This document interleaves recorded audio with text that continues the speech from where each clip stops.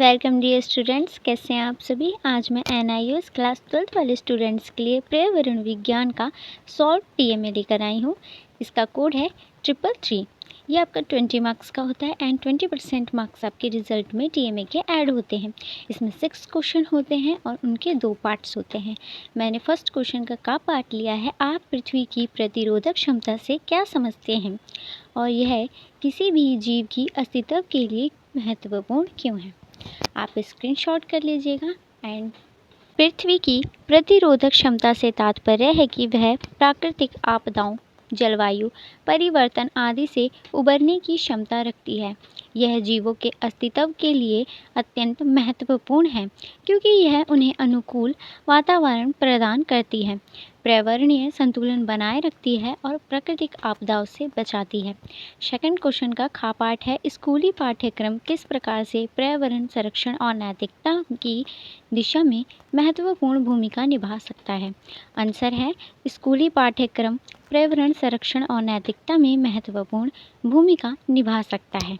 ये छात्रों को पर्यावरण के प्रति जागरूक बनाता है और उन्हें जिम्मेदार नागरिक बनाने के लिए प्रेरित करता है।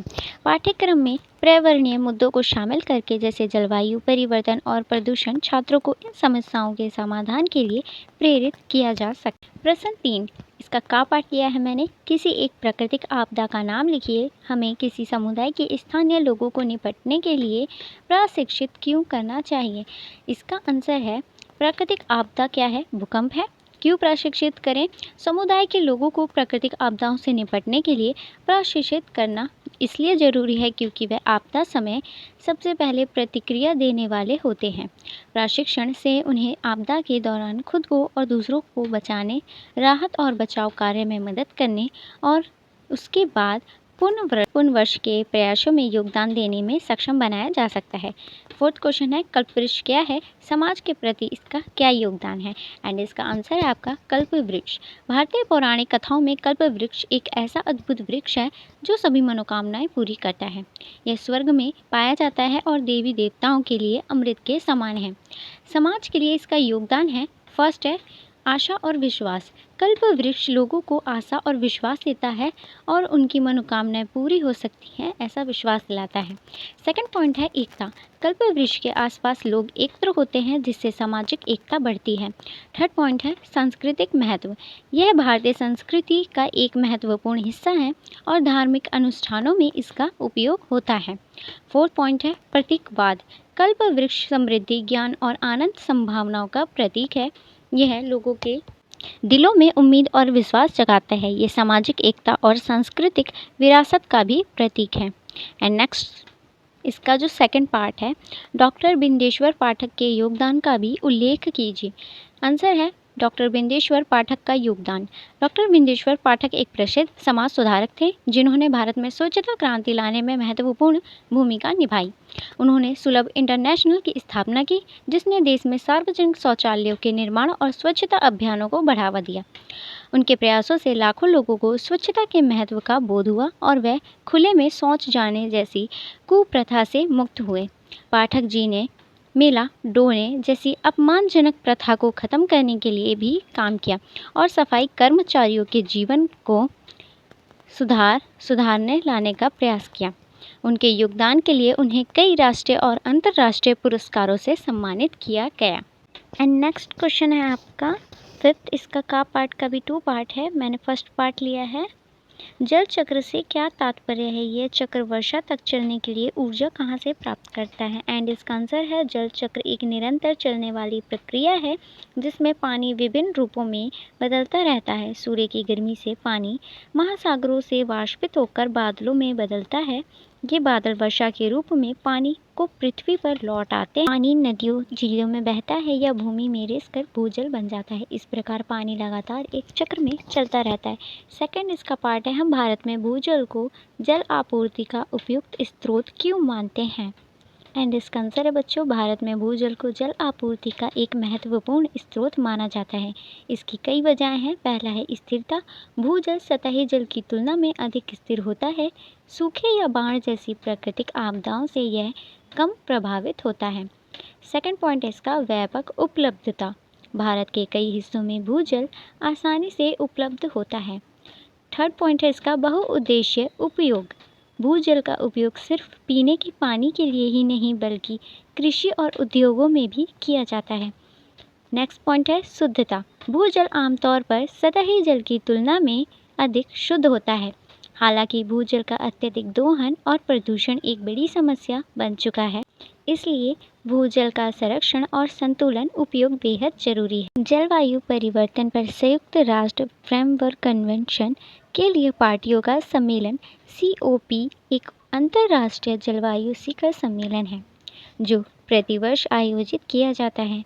जब तक कि पार्टियां अन्यथा निर्णय न लें, इस सम्मेलन में जलवायु प्रणाली के साथ खतरनाक मानव जनित हस्तक्षेप से बचने के लिए ग्रीन हाउस गैसों GHGs की वायुमंडलीय सांद्रता को स्थिर करने के उद्देश्य से कार्यवाही के लिए एक रूपरेखा तैयार की। COP में विश्व नेता जलवायु परिवर्तन से निपटने के समाधान पर एक साथ काम करने के लिए एक तरह होते हैं। इस समय COP में 197 देश और यूरोपीय संघ शामिल हैं, जो सार्वभौमिक सदस्य के करीब हैं। अब तक 28 COP बैठकें आयोजित की जा चुकी हैं। रिपोर्ट देखने के लिए आप पुस्तक, इंटरनेट, समाचार पत्र, पत्रिकाओं, अपनी AI केंद्र के शिक्षकों, अपने से बड़ों का भी परामर्श उपयुक्त कर सकते हैं। COP बारे में निम्नलिखित बिंदुओं का अध्ययन में रखते हुए 500 शब्दों में अपनी रिपोर्ट लिखिए। फर्स्ट, COP का मुख्य उद्देश्य क्या है। सेकंड, COP की पहली बैठक कब और कहाँ हुई थी। COP 28 बैठक का संक्षिप्त सारांश लिखिए। एंड लास्ट, COP 28 में भारत द्वारा की जाने वाली पहल का उल्लेख कीजिए। ये 6 क्वेश्चन है आपका, ओके। एंड इसका आंसर है COP का मुख्य उद्देश्य ग्रीन हाउस गैसों के उत्सर्जन को कम करके जलवायु परिवर्तन के खतरनाक प्रभावों को कम करना है। यह सम्मेलन सभी देशों को एक साथ लाता है ताकि जलवायु परिवर्तन से निपटने के लिए मिलकर काम कर सकें। ठीक है, 6 क्वेश्चन में आपके 4 क्वेश्चन है ना, ये पहले का आंसर था। एंड सेकंड का आंसर है COP की पहली बैठक वर्ष 1995 में बार्लिन, जर्मनी में हुई थी। थर्ड का आंसर है COP 28 2023 में संयुक्त अरब अमीरात के दुबई में आयोजित किया गया था। इस सम्मेलन में जलवायु परिवर्तन से निपटने के लिए कई महत्वपूर्ण निर्णय लिए गए, जिसमें जीवाश्म ईंधन से दूर जाने और नवीकरणीय ऊर्जा स्रोतों को अपनाने पर जोर दिया गया। COP 28 में भारत ने कई महत्वपूर्ण पहल की है, जिनमें शामिल है ग्रीन हाइड्रोजन मिशन, अक्षय ऊर्जा लक्ष्य एंड सतत विकास। ओके, आप स्क्रीनशॉट कर लीजिए एंड एज इट इज़ उतार लीजिएगा। यहाँ पे मैंने अलग अलग कलर्स का यूज़ किया है बिकॉज आपको पता चल सके कि कौन सा क्वेश्चन है। ठीक है, 4 क्वेश्चन है आपके उसी में। COP पार्टियों का सम्मेलन का संक्षिप्त विवरण। COP यानी पार्टियों का सम्मेलन एक अंतर्राष्ट्रीय जलवायु शिखर सम्मेलन जो जलवायु परिवर्तन से निपटने के लिए हर साल आयोजित किया जाता है। यह संयुक्त राष्ट्र जलवायु परिवर्तन फ्रेमवर्क कन्वेंशन के तहत आता है। COP 28 में भारत द्वारा की जा रही पहल। COP 28 में भारत ने कई महत्वपूर्ण पहल की हैं, जिनमें शामिल है COP एक महत्वपूर्ण मंच है जहां देश जलवायु परिवर्तन से निपटने के लिए मिलकर काम करते हैं। भारत COP में सक्रिय रूप से भाग ले रहा है और जलवायु परिवर्तन से लड़ने के लिए कई महत्वपूर्ण कदम उठा रहा है। इसके अतिरिक्त जानकारी है बच्चों, COP में हर साल विभिन्न देशों की सरकारें, वैज्ञानिक, उद्योगपति और पर्यावरण कार्यकर्ता भाग लेते हैं। कुछ पॉइंट्स हैं। COP में लिए गए निर्णयों को लागू करने के लिए अंतर्राष्ट्रीय समझौते किए जाते हैं। जलवायु परिवर्तन एक गंभीर वैश्विक चुनौती है और इसे हर साल हल करने के लिए सभी देशों को मिलकर काम करना होगा। ओके, इसी के साथ हमारी वीडियो एंड होती है। Thank you. अगर वीडियो पसंद आए तो लाइक और शेयर ज़रूर करिएगा। ठीक है बच्चों, अगर आपको हैंड रिटन TMA बनवाना है तो आप हमारे कॉन्टैक्ट नंबर पे कॉन्टैक्ट कर सकते हैं।